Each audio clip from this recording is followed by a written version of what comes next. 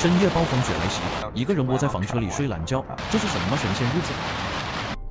他叫阿猛，是一个野外作死发烧友，不是在浪，就是在浪的路上。天气预报说今晚会有一场暴风雪偷袭，赶紧找个背风的位置安营扎寨。当黄昏来临，无尽的孤独就向我蜂拥而来。浪了一天，赶紧搞点吃的补充一下体力。窗外一场暴风雪正强势来袭，哇塞，刺激！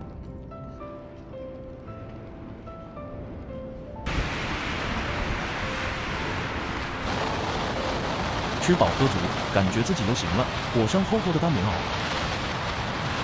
更深风又好，卷我3根毛，力度刚刚好，懵逼不伤脑。本想说点什么，差点被风撂倒。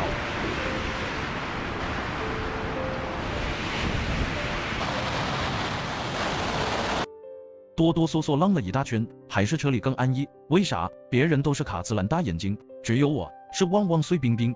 抖抖身上的积雪，完了一个猛子扑到床上。